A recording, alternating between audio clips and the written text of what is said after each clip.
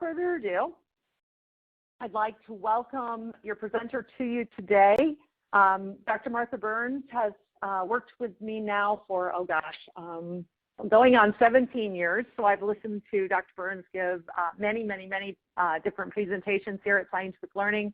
I really enjoy listening to Dr. Burns. I learn something new every time I do a webinar with her, and very excited to have her with us today. She's a joint appointment professor at Northwestern University and has authored 3 books and over 100 journal articles on the neuroscience of language and communication. Dr. Burns' expertise is in all areas related to the neuroscience of learning, such as language and reading in the brain, the bilingual brain, the language literacy continuum, and the adolescent brain. Dr. Burns is also a fellow of the American Speech Language Hearing Association and the director of neuroscience education here at Scientific Learning Corporation. So please help me welcome Dr. Martha Burns. Thank you, Carrie, and welcome everyone. I'm delighted that you were all able to attend today. Just so I can get a feeling for what you are involved with and your involvement with autism, would you please answer the questions on this poll?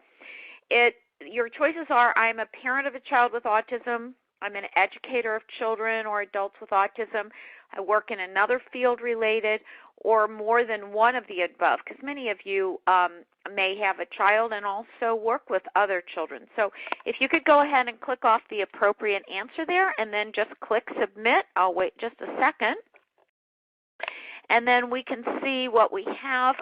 Many of you are educators. That's terrific. I'm so glad to have you. And you're going to be really interested in the Economist article. I'll talk about it at the end because it deals with education specifically and what educators can do for children on the autism spectrum.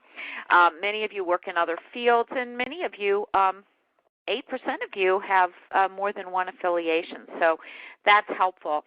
At the very beginning here, you will be getting these slides. These are some of the newer references if you wanted to get access to any of these. The easiest way to get access to references like this, if you haven't been in school for a while, is you just go to Google Scholar, S-C-H-O-L-A-R, and then type in the senior author, the first author, and then a couple of important words from the title. Just autism sometimes is enough, and all the articles that particular author has written will pop up, and then if you go over into the right-hand column, you can click on any that were funded through NIH or other funding agencies. Those are all free, so you don't have to pay for those. All right. This is kind of interesting, this first slide really, about incidence of autism. You'll see from the next slide that autism has been, the incidence has been increasing, or the prevalence, I should say, of autism has been increasing in the United States over the last 20 years. This was from the Center for Disease Control, and you see there's no increase since 2012, but this was March 2016. Although in the Economist article that Carrie talked about and that you have in your resources, they say that in South Korea, for example, the incidence is 1 in 34. So, and they said the way that they did their sampling was probably more accurate. So the point is that we have many children in the United States that would be considered to be on the autism spectrum, and we'll talk about why that number has been increasing. Now, one more poll question to help me understand who you are. What are you most interested in learning today? Do you want the research? Are you interested in the research on causes? Are you interested in the differences in the brains of children and adults with autism? Or what can be done to improve attention, memory, language, social skills? So just click on, you may want it all, but what would be the most important to you? That helps me kind of gear what I spend time on and what I can move more quickly through. And most of you want to know what can be done, so that's great, almost 86% of you. So we will focus on what can be done, and I'll just kind of highlight the research quickly then and give you some resources that you can look it up. So this is a kind of a difficult slide to see, but what it just is a listing of the prevalence, the identified prevalence of ASD since 2000. And what you can see is we went from 1 to several hundred down to the 1 in 68 that we have now since 2000. So it doesn't mean autism itself is increasing. It just means that many more children are being identified and classified and diagnosed with autism spectrum. I'll talk about that. A few other statistics from the Center for Disease Control that just came out in 2016. It's 4.5 times more common among boys. Many of you know that, about 1 in 42 in boys as opposed to 1 in 189 in girls. And it cuts across all racial and socioeconomic groups. So, and we have about 1 in 6 children in the United States that have some kind of a developmental disability, learning disability, speech and language impairment. So autism is the most common problem that we see in children. So what do we know? What is going on? What are 5 known issues about the brain and what we understand? First of all is that autism spectrum disorders are neurodevelopmental. The brain of a child on the autism spectrum is different than the brain of a child who doesn't fall on the autism spectrum. That doesn't mean that those children are necessarily in any way impaired in many aspects of thinking, and that's one of the things the Economist points out is we have a lot of untapped potential in this population where, and we'll talk about that, where we look at these children as different and we forget all of the strengths that they bring and all of the assets that they bring that we need to capitalize on. But generally speaking, in terms of the neuroanatomy, there are patches of disrupted cortical tissue, parts of the crust of the brain, the outside of the brain called the cortex, or you might think of as the gray matter, does have little regions that are not organized the same way they are in children who are typical or non-autistic. There are also differences in the way the brains of children on the spectrum connect to each other. The regions connect to each other. I'll show you that data. There's an imbalance in the way the brain becomes excited versus the way it inhibits. So these children tend to be hyper-aroused or hypo-aroused. So they're either extremely aroused and very attentive to things going on around them, or they are kind of withdrawn, and we'll talk about that. The brain, as the child is maturing, is not sculpting itself in the same way it does with typical children. The brain is constantly refining itself, constantly sculpting itself based on experience, and that's called pruning. And that pruning is not the same in children on this spectrum. We'll talk about that. And then there probably, it looks like now, are some core regions of the brain that have differences that get the process started. And that seems to affect a specific set of proteins in the brain. This just came out in April 2016. There are some proteins that get disrupted. Those disrupted proteins start a cascade of changes that occur over time. Now, what else do we know? We know that autism spectrum is polygenetic, that there are lots of different genes, and that the genes are extraordinarily complicated. I'll send you to a website if you're interested in the genetics. So it is a very complex set of issues. We're not talking about a single kind of process. We're talking about children, very heterogeneous, both in the causes and in what we see in the children that we work with. Just a reminder that this is how the brain functions. This is how synapses work.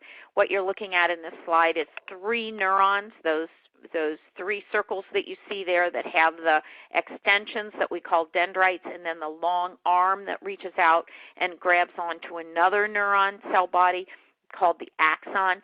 Axons send information. All those little fingers pick up information. Blood is delivered through those little pink cells called astrocytes, and those cells will deliver nutrients to the brain. but the brain communicates one cell with the other through the axon and dendrites, and that's how the neurons are connected to each other.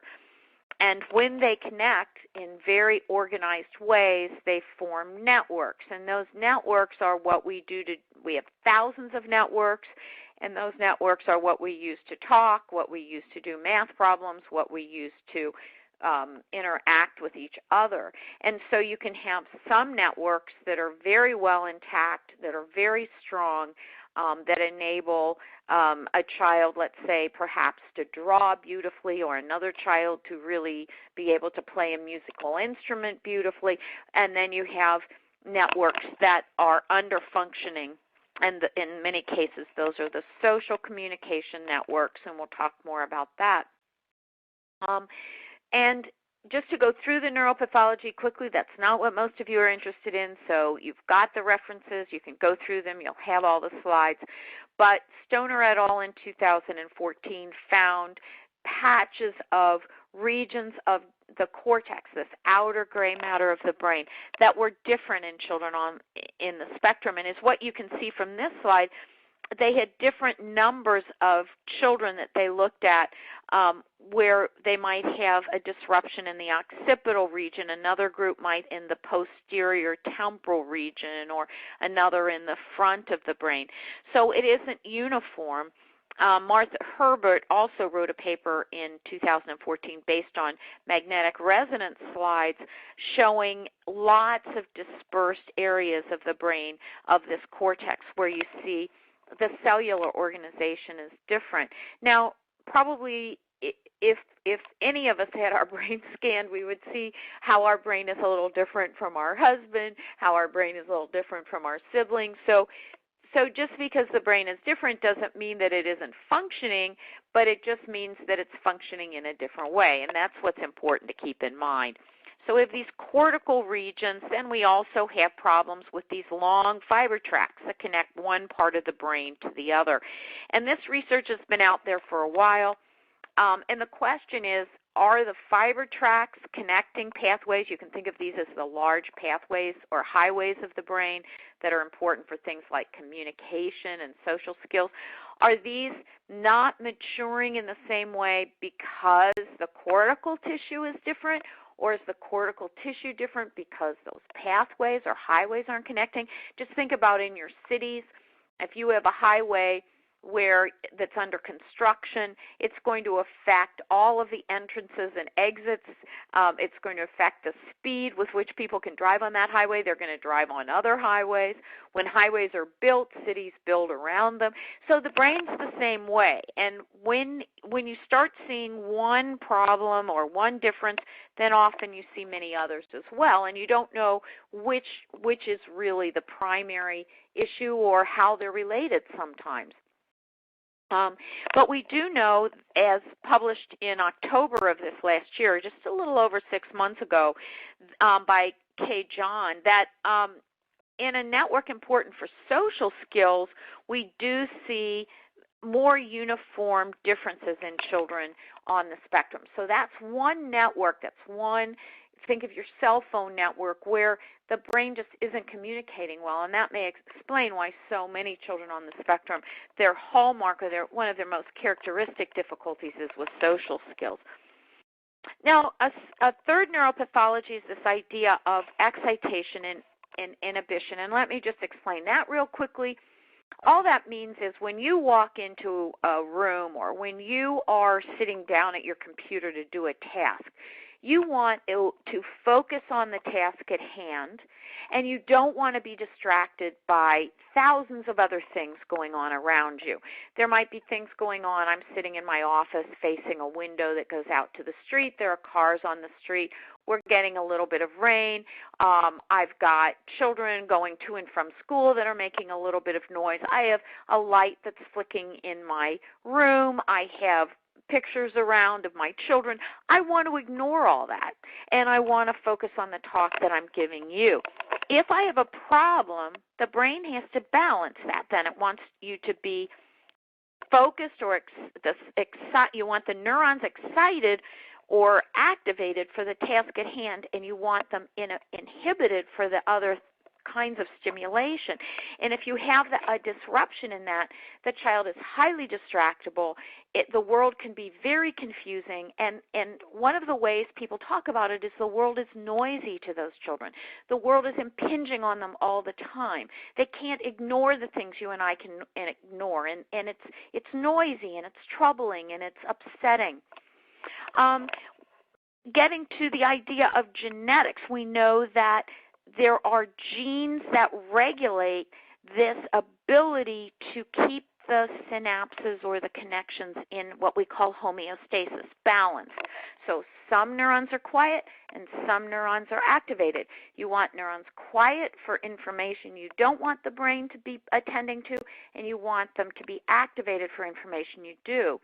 And that disinhibition then is what leads to a lot of the behavioral kinds of issues and the temper tantrums and the overstimulation that we see in this population. Now, while I'm there, since so many of you said you want to know what to do, one of the most important things to do, I should go back to that slide, that we can do neurologically with neuroscience-based interventions is we can quiet the brain.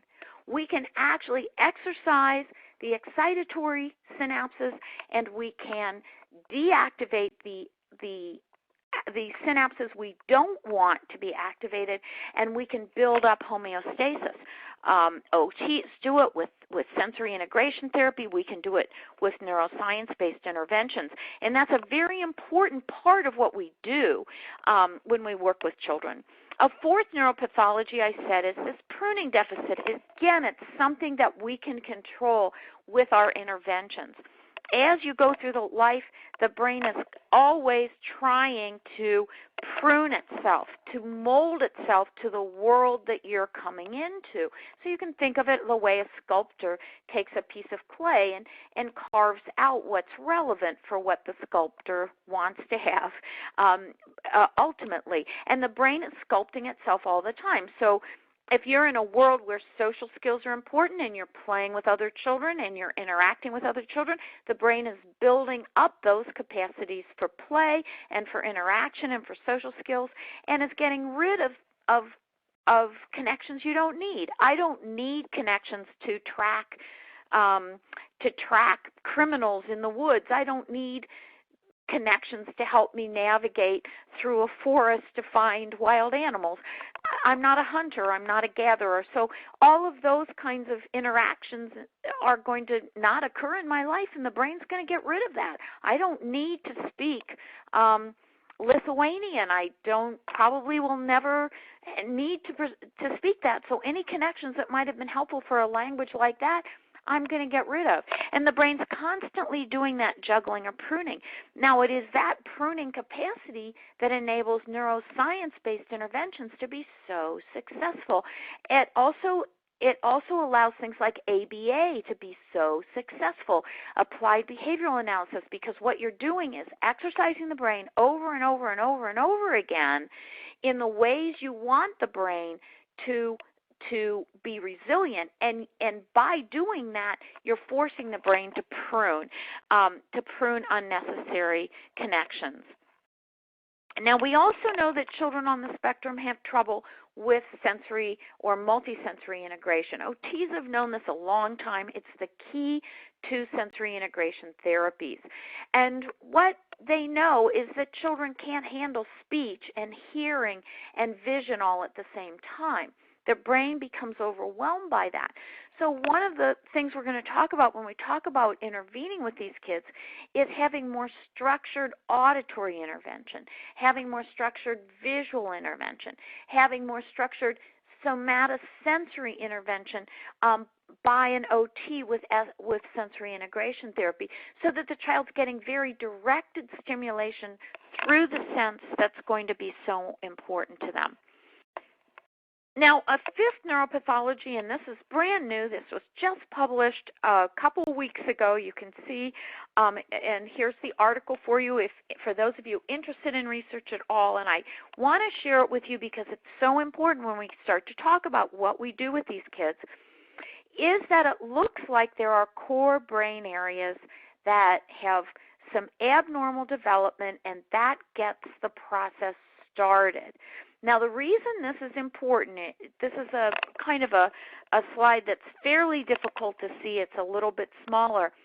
But some of those early disruptors affect sleep.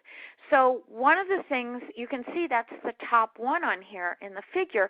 One of the things that's really important is that when we have infants, we make sure they get plenty of quality sleep, and that if we have a child who's having trouble with sleep, if they're easily aroused, if they're easily agitated, that we start looking for other things that maybe we could do to help that child, maybe quiet the room, maybe get noise out of the room. If you've been using a noisemaker, get it out of the room.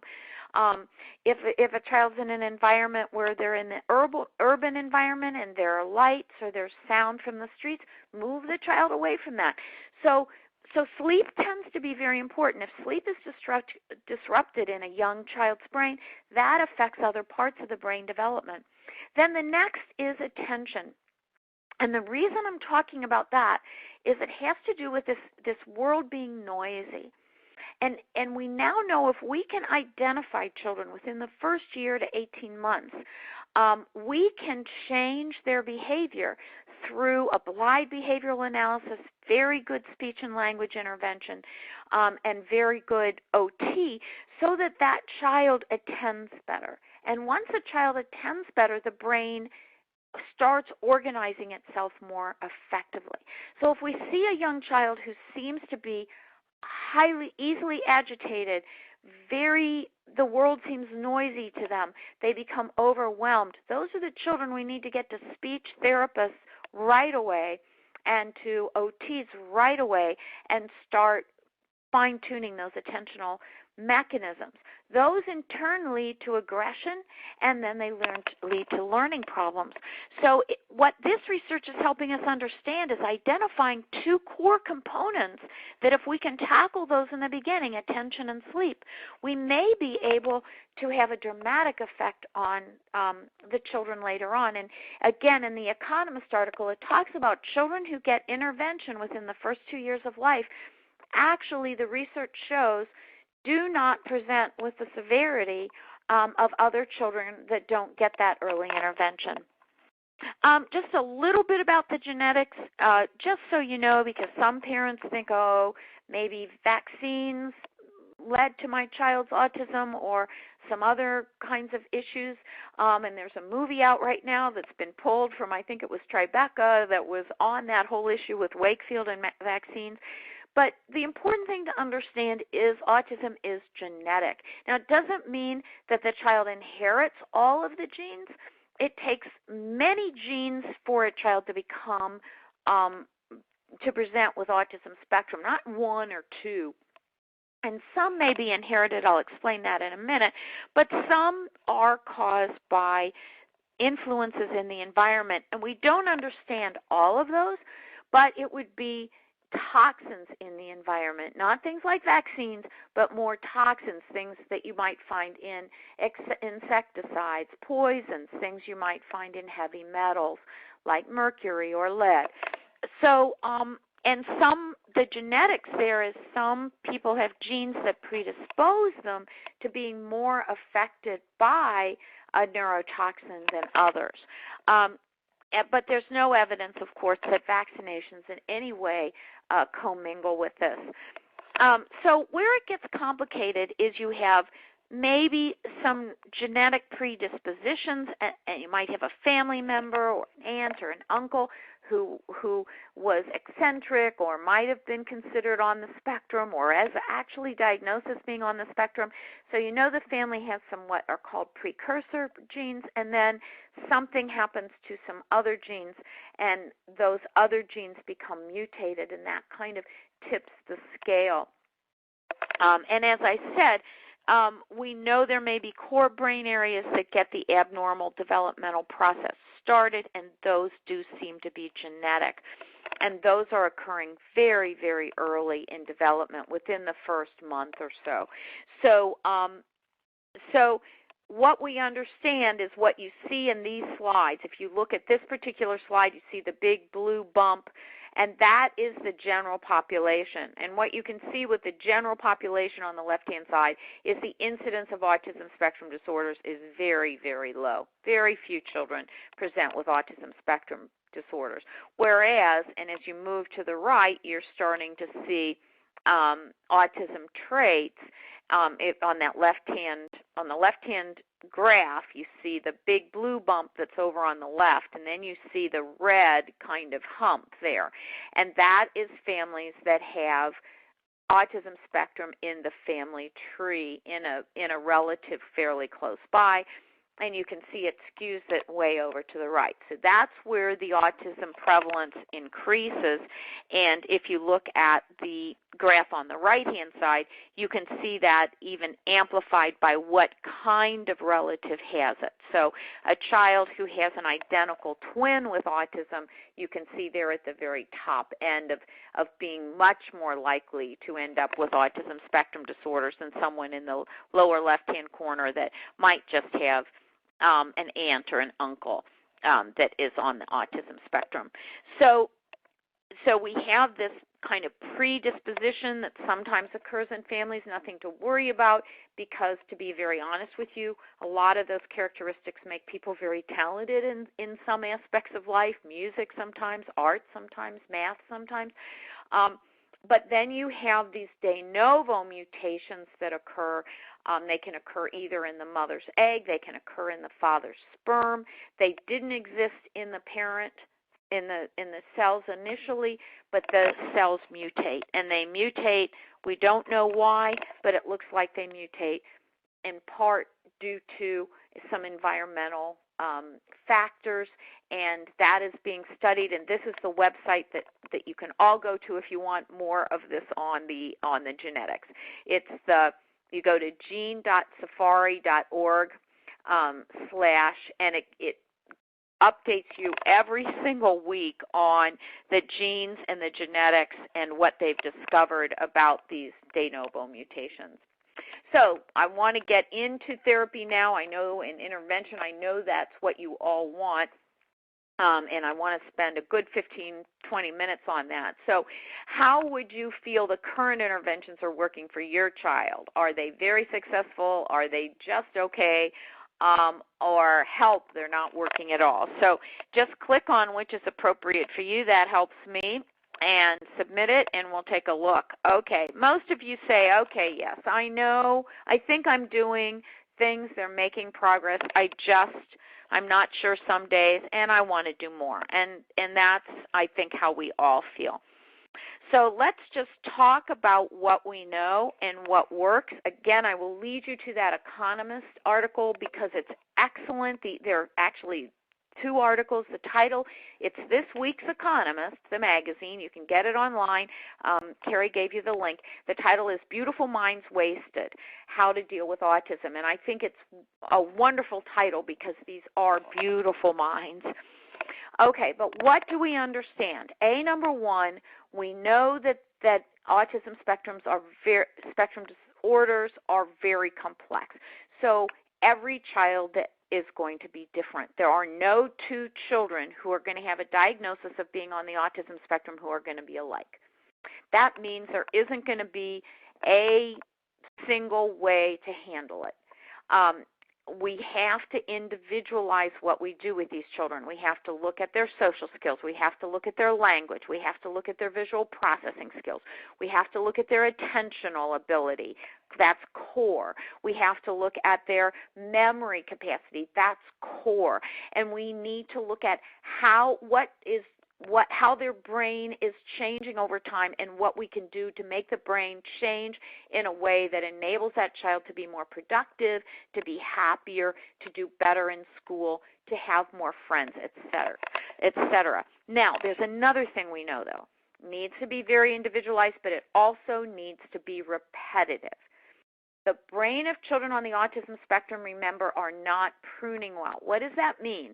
It means that with you and me, if I do something 5, 6, 7 times, my brain says, oh, that must be important. I'm going to make you better at that. But the children on the autism spectrum, the brains are not taking that kind of repetition and using it to prune so well.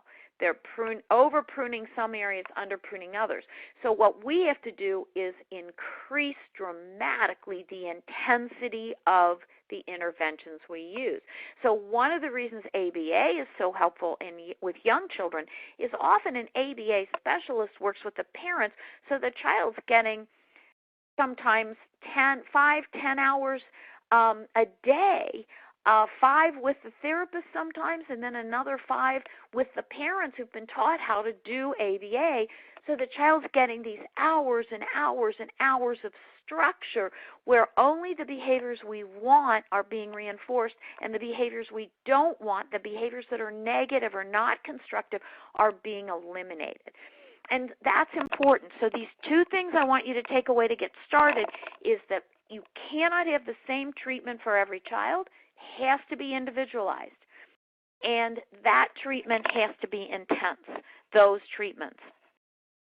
Let's look at one individualized neuroscience-based intervention that has been used. It's the fast-forward language intervention.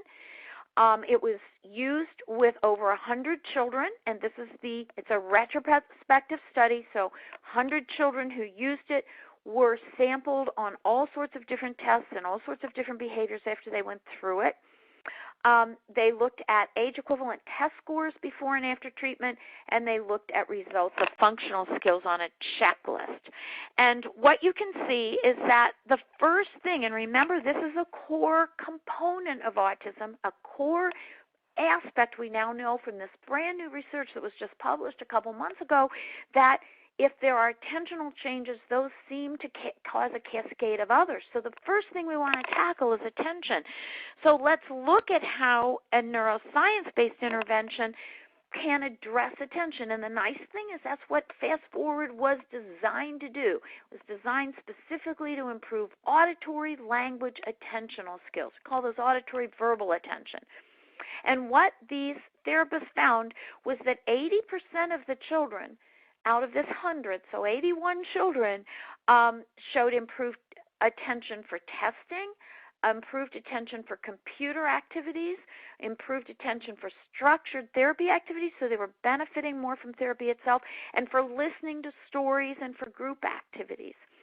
1% showed no change in attention, maybe even it didn't benefit them, and then 18 seemed to be about the same. But 81% is huge, and what it means is if we can get these children over that attentional hump, we can get at one of the core problems and get those children to move on. Now, the second thing we all know is that children on the spectrum have problems with language. Fast-forward language was designed specifically to tackle language problems. Now remember, we want to individualize our instruction. So we may have some children on the spectrum, especially children with Asperger's syndrome, for example, who have pretty good language. And for those children, I might not want an intensive language intervention. I might want a more intensive reading intervention. I might want a more intensive visual problem-solving intervention. But for children where language is a core component, we need an individualized instruction that moves them through language structures. That's what Fast Forward does. So when we look again at language structures of these 100 children on the spectrum, we see that 83% of those children showed improvement showed improvement in out of the 86%, but 83 total in response time to language, following directions, understanding humor, comprehension, imitation of words, use of new vocabulary, the length of their utterances, their ability to answer questions, both questions that are yes/no questions and questions where you say what and why, and they talked more fluently and they expressed themselves more. So again, a vast majority of the children, we see improvements in that core language skill. And so if your child has a basic language issue, that's one thing you really want to target.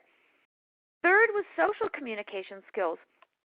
Now, what's interesting is Fast Forward language is not something you consider social skills training. It isn't. You're not sitting down teaching children to interact in a conversation. You're not helping them with dialogue. You're not building eye contact.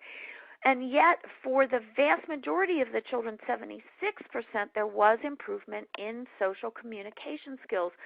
Now, the reason for that seems to be when you have a program like FastForward that's designed to drive changes in specific language networks, those same pathways, those same networks underlie social skills.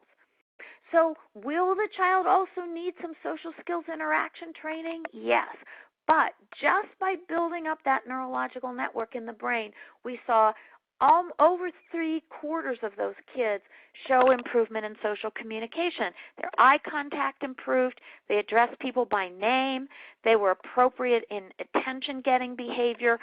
They were appropriate in their protesting, and they were able to negotiate. Imagine that. So that's so exciting. Now, we had another study done by Nicole Russo and Hornickel and Dr. Nina Krause at Northwestern University, where they looked at auditory processing skills and auditory attentional skills in children who were on the autism spectrum. And they ran a series of the FastForward programs, not just FastForward language, but also FastForward literacy, literacy advanced with some of the older children, even got into some of the reading programs. And what they found is that the child's ability just to be able to have their brainstem track sound, and remember that goes back to this inhibition and excitation. The brains are able to focus on sound and ignore other things and track that sound, and it improved dramatically in many of the children after they went through FastForward. So we have some very objective research that was done showing that some children benefit dramatically from that intervention. And then finally, we have fMRIs that show how when you have children with reading problems, struggling readers, and we look at them on fMRIs and we compare them to typical 7-year-old readers, we see parts of the cortex that aren't activated. And we know now that we have cortical areas of the brain that are affected. We know that from the research of Stoner that came out in 2014. And some of those core areas in the temporal lobe are enhanced after just 6 weeks of using FastForward, and you can see that in the slide at the right. So to summarize then this Economist article that came out that I hope you'll all have a chance to read, and in their 2 sections on how to deal with autism, what we're seeing is less than half of our students who are diagnosed as being on the autism spectrum are graduating from high school. But we know that we have the technology and we know that we have the capacity to increase that. Autism also imposes a hefty economic cost, because if those students don't go on to graduate from high school, they don't end up working. They end up living at home, or they end up living in group homes. And those students aren't earning money, and they aren't using the skills they have. Sometimes they have absolutely stupendous computer skills. Sometimes they have absolutely remarkable artistic or musical skills. We need to get those kids out into the workforce and living independently. And as this article says, cost could be as high as 2% of the gross domestic product. Almost 2% of our economy is being wasted when these children aren't getting out there and reaching their potential. And as the article says, we have the research now. We know the answers. It doesn't need to be the case. And so they conclude the article with a quote that I just love, and then I'm going to take all your questions. Beautiful or otherwise, an autistic mind is a terrible thing to waste. We know what works. We know some of the things we can do to help these children. Let's get them moving on. FastForward is one tool. It's not a cure-all, but it's one tool that's designed by neuroscientists very specifically to drive development of the pathways and networks that we know are underdeveloped in children on the spectrum. Not all children, but a lot of children. And we know that we can build those superhighways. We've got the research to show it. We know that we can cross-train attentional skills, memory skills. We've got Nina Krause's research on processing skills. We know we can build the reading skills, and we can then get those students moving along through school so they stay through high school and they can become employed. Just one quote for you from one parent. My son is, I hope you can all still hear me.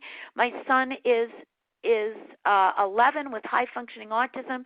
He's finished on one segment, and the results are great. He's able to sound out words, spell better. When you see this, these children then end up getting through high school, and that enables them to become productive members of our society. So let's take questions now. Carrie, are you still there? Yes, I am. Do you want to do just a quick demo?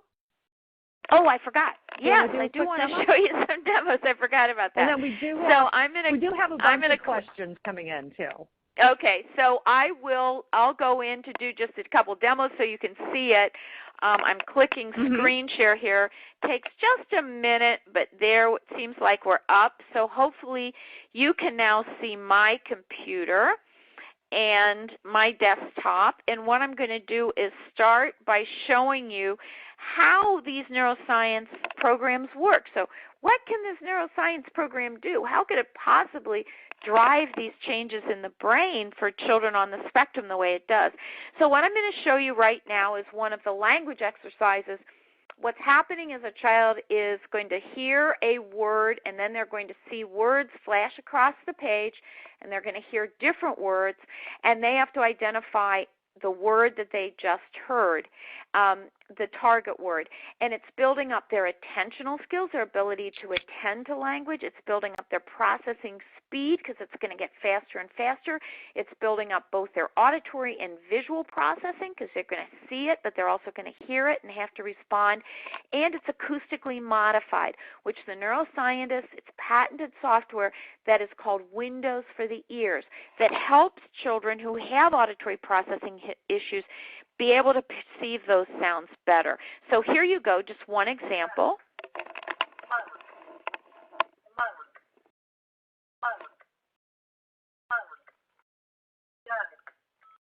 And I think, Dr. Burns, the audio and the screen are a little bit delayed. So. Okay.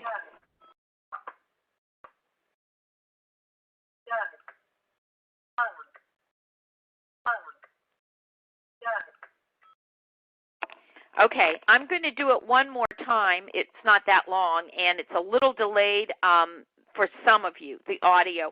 So, again, the child's going to hear a word like Doug, and then other words like mug are going to flash across the screen, and they'll hear those words. They have to remember the target and then click it on.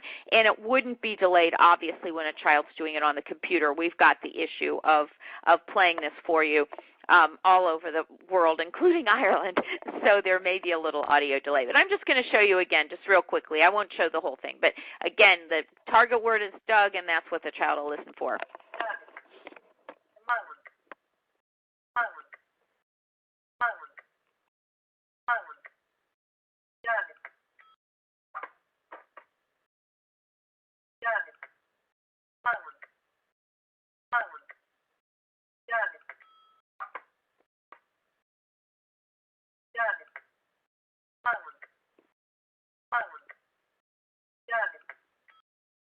Now, if the child clicked on the wrong thing, then they wouldn't obviously get that reward of that Eskimo being able to reach out and grab them. Now, I want to show you another exercise. I want to explain one thing about that, though, before I move on. The child didn't get to see the word the first time they heard it, because what we're trying to do is build up the child's ability to attend to speech without using other cues to help them. We are just trying to build up that auditory attentional system. So that's why I showed that to you, because that's what makes the attention so strong. Here's another exercise that works auditory attention to speech sounds as well as auditory memory. This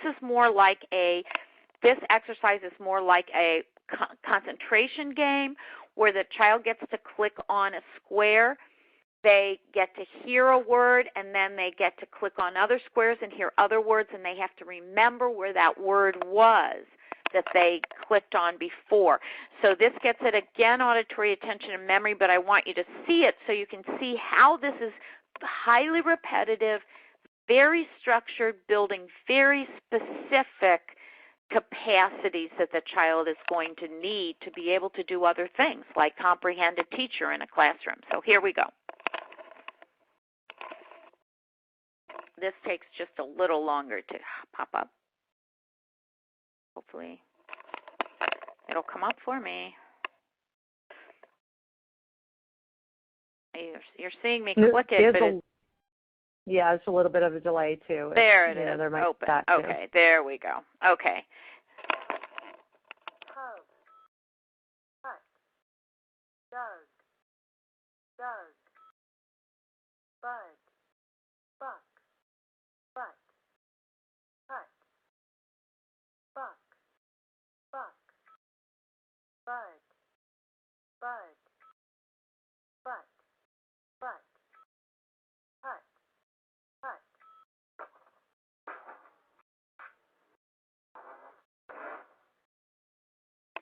Okay, and just a couple of other things to highlight about that and to remind you about is that when you have that kind of stimulation, it's auditory. They don't get to see the word, and you might think, well, why don't you show them the word? And the reason is many children on the spectrum, especially if they're Asperger's diagnosis, will learn to compensate reading, and we want them to build up their listening skills.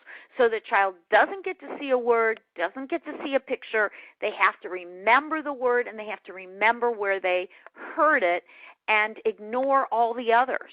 And the words are very similar: dug, hug, mug, or hat, cat, fat, so that you're really building up and fine-tuning and pruning the brain to be excellent at paying attention to language and auditory skills and nuances, because that's so important when they get into school.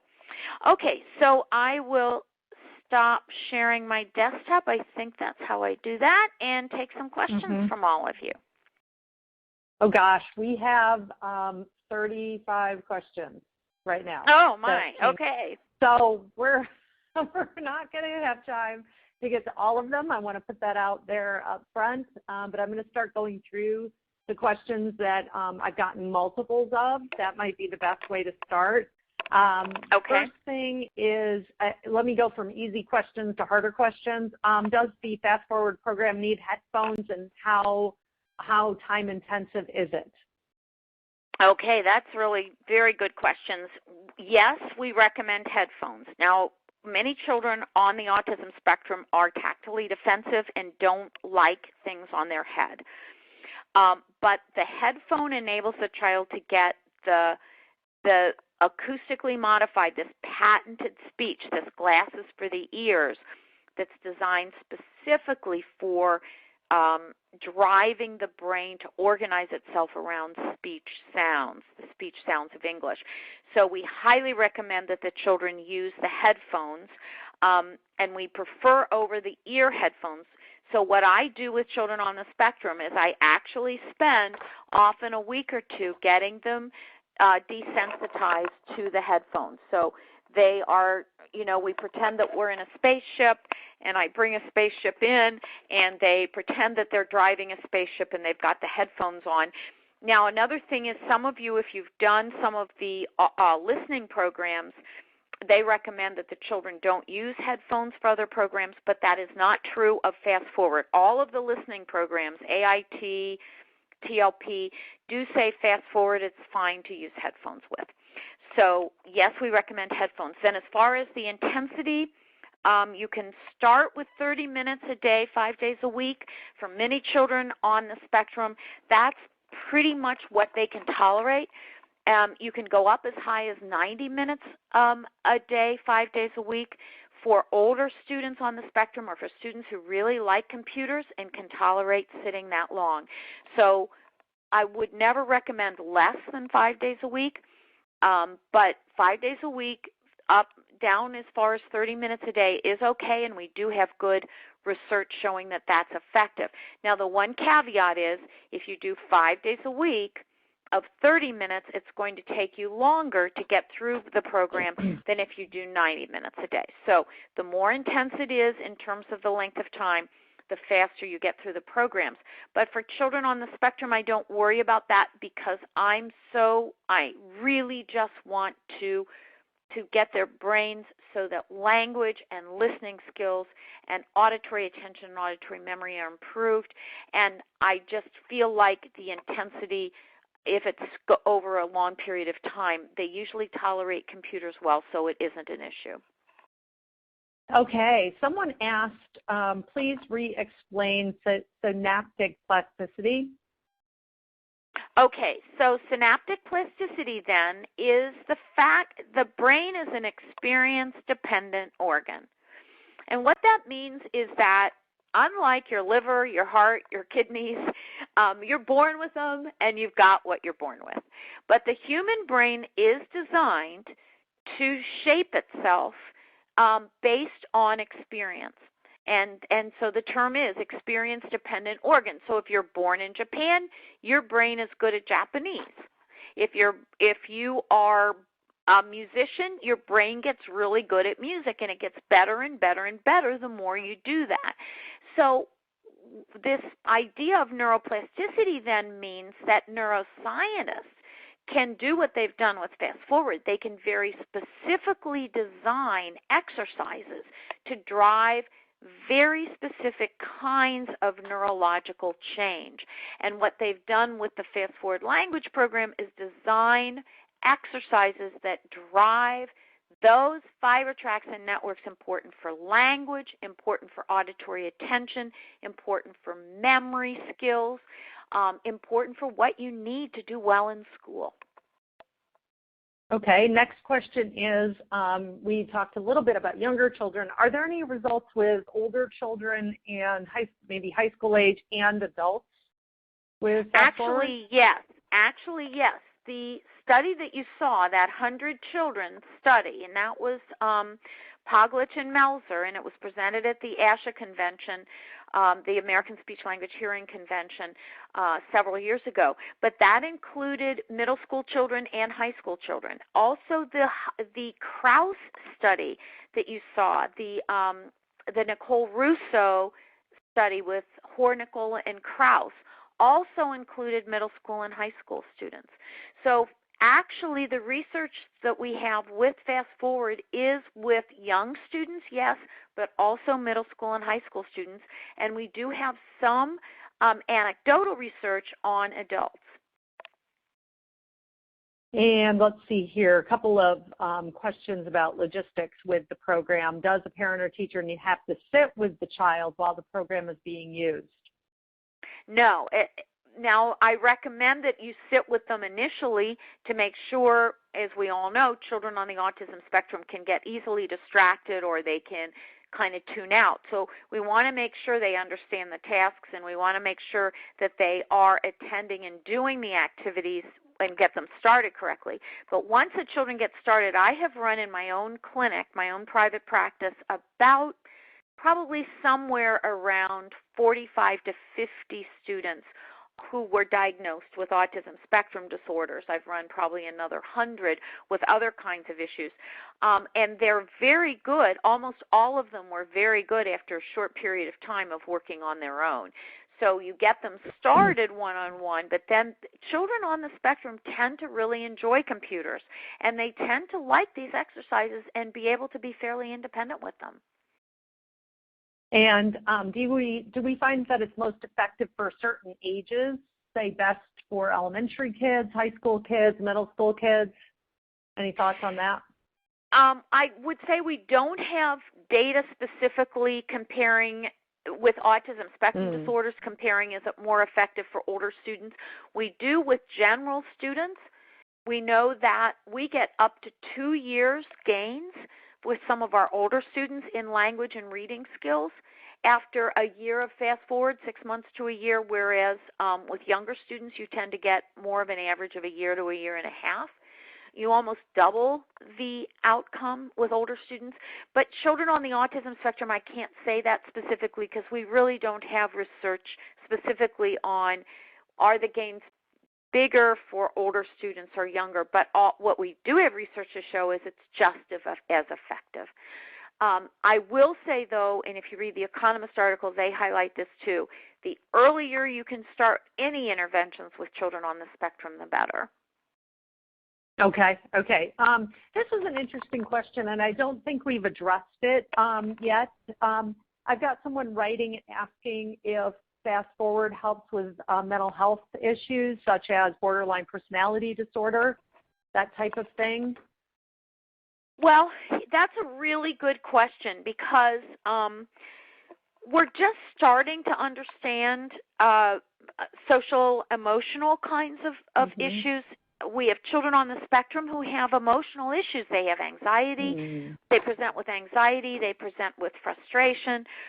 We have children who are defiant. We have children who may have some of those behavioral issues not because of an emotional event in their life, but maybe because of a head injury or maybe because of a developmental difference that we haven't diagnosed. And we do have schools in the country that have used this with children with behavioral disorders, and what they found is that the Fast Forward is very helpful for getting them to succeed in school, which often makes behavioral interventions more effective. Okay. And I've got questions about can schools purchase, and the answer is yes.